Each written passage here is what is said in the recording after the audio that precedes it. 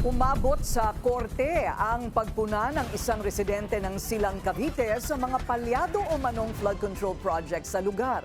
Kinasuhan siya at pinagbabayad ng 5 milyong piso ni Cavite Congressman Roy Loyola dahil napahiya raw siya sa social media post nito. Yan ang exclusive agenda report ni Joash Malimban. Kauuwi lang galing bakasyon sa ibang bansa nitong huling linggo ng Enero ni Jedrian Bendesio, residente ng Silang Cavite, nang makatanggap siya ng tawag mula sa isa umanong dummy account. Ayon sa anonymous caller, mayroong inilabas na warrant of arrest laban sa kanya sa kasong cyber libel na isinampa ni Cavite 5th District Representative Roy Loyola sa isang korte sa Quezon City. Kwento ni Bendesio, nagulat na lang siya sa ipinakitang warrant of arrest laban sa kanya.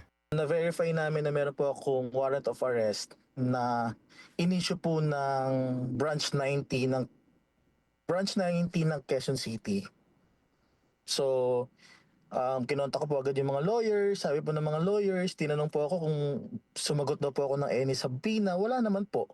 Agad naman nagpiyansa si Bendesio ng 48,000 pesos. Nag-ugat ang kaso sa isa niyang post sa Facebook noong September 2025 kung saan sinabi niya na tila nakinabang daw sa flood control scandal ang kongresista. Ayon sa reklamo ni Loyola, mayroon umanong intent to convey false and malicious imputations of graft and corruption laban sa kanya ang nasabing post.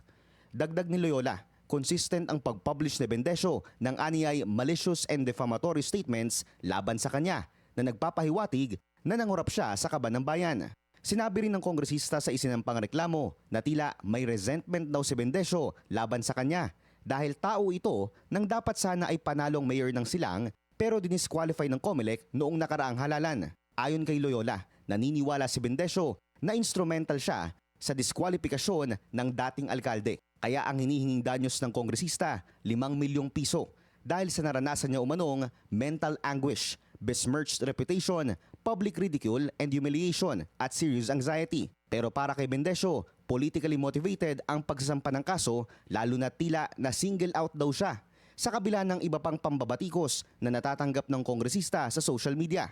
Nandun po sa mga attachment na ako daw po ay dating nagtatrabaho sa munisipyo. But then again po, sabi ko naman sa kanila na wala naman pong kinalaman yon.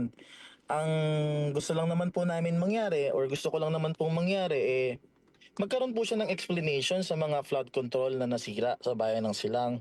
Kasi alam naman ho natin na hindi naman ho pera ng kung sino man lang po ang mga ginamit na pondo doon, yun po ay galing po sa taxpayers. Isa si Bendesio sa mga unang nag-post sa social media ng ilang drone shots na nagpapakita ng sirang mga flood control project sa Silang kahit na wala pang isang taon matapos itong maitayo. Kabilang dyan ang mga una na ring iniulat ng Billionaire News Channel na tila substandard ang pagkakagawa ayon sa mga kinonsulta naming DPWH engineer. Ani Bendesio, transparency at accountability lang ang kanilang panawagan para sa liderato.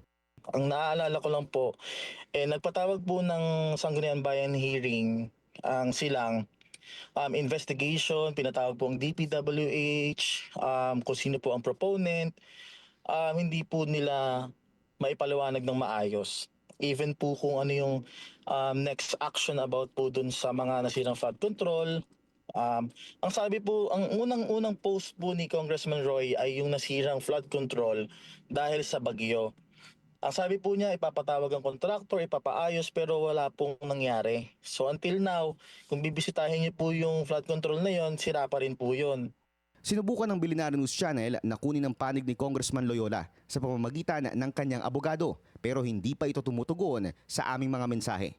Nananatiling bukas ang BNC para sa panig ng kongresista. Para sa agenda, Joash Malimban, Billionaire News Channel. Manatiling nakatutok sa Billionaire News Channel. Sumubaybay sa aming social media accounts at mag-subscribe sa aming YouTube channel para sa mga bago at eksklusibong balita.